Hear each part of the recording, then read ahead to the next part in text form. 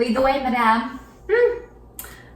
Today on Duck and Jew, we are making an Ina Garten special. Ina Garten is special. True. We are making a toasted crostini, whipped feta, and tomato topping. Because it is tomato season. Yeah.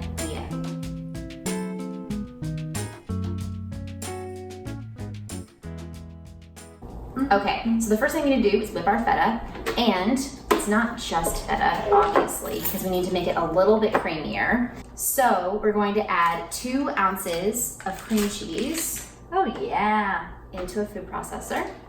And then we are going to add about 6 ounces of feta. Good feta. Yeah, Ina says good feta. I don't want to do Ina wrong. True. Come after you. So why? Truly. If you do her wrong. You're like her guard dog. I am. Then we're going to add 2 tablespoons of freshly squeezed lemon juice. And then we're going to add 1/3 cup of olive oil. Now you are reserving another 1/3 cup for later, so don't confuse that in the recipe. And then we're doing 1/2 teaspoon of kosher salt and about 1/4 teaspoon of pepper, but I'm just gonna eyeball it. Just grind a little. So you just want it to be completely combined. It does take a second because the feta is a really hard, dense cheese, and have it be really just like whipped. It almost looks like ricotta. If you can think of like what ricotta looks like in your mind. That's a great description. Give it a little taste, make sure it's seasoned. And I feel like you don't need to go too salt crazy since the feta is salty. Totally. So the reason that we're making this recipe, other than the fact that it's fabulous and you need to know how to make it for summertime, I am doing a presentation tonight for a group of probably 40 people about Ina Garten. I am a huge fan.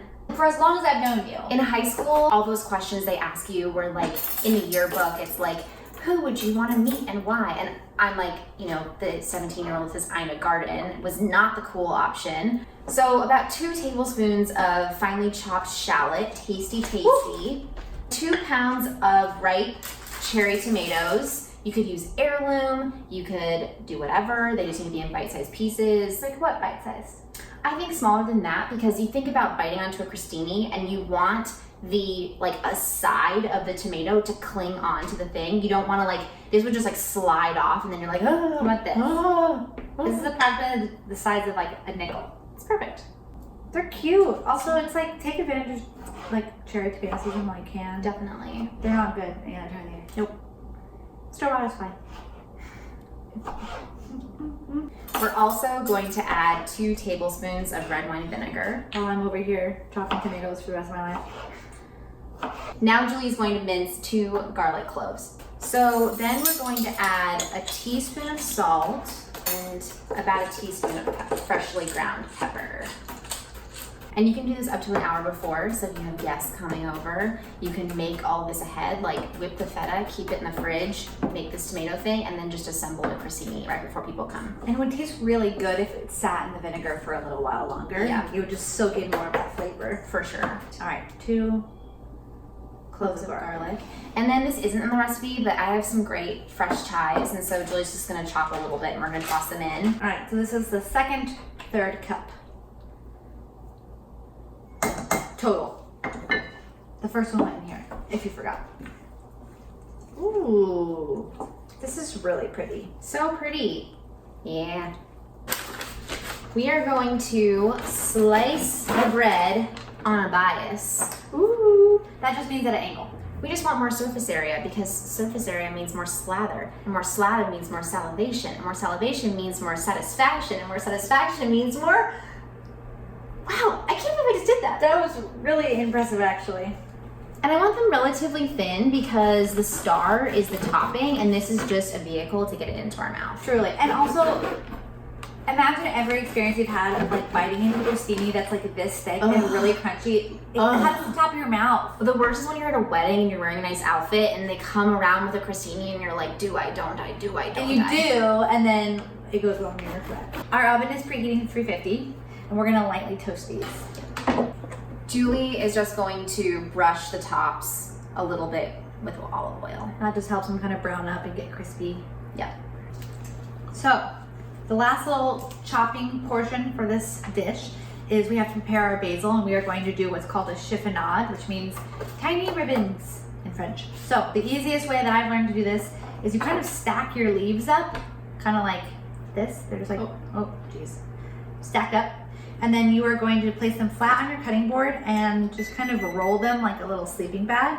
And then you're just going to chop through it into really, really thin slices, okay? So just chopping, holding on to your little cigar, not chopping off your fingertips.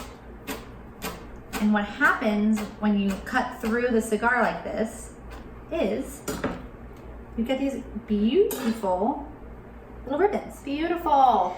Sure, you could tear it. Totally fine. We're not above it. No. But why wouldn't you do this? That was so fast. So I'm going to put half of this in with the tomatoes right now, and then we'll use the rest to go on top. Okay, so 10 minutes in the oven at 350. They're perfectly crisp and ready to be dressed.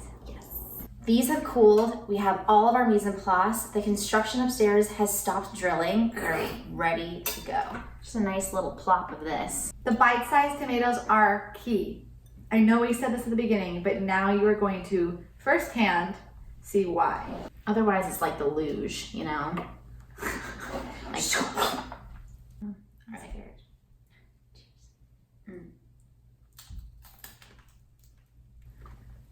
Mmm! That is so good. Wow. Flavor explosion. Crunchy, salty, Creamy. sweet, creamy, tangy. It's just like feta is so incredibly salty and it has such good flavor. Right. And making it this like spreadable sensation. Really though, wow. It's like the feta just adds like the saltiness that the tomatoes need, right? So good.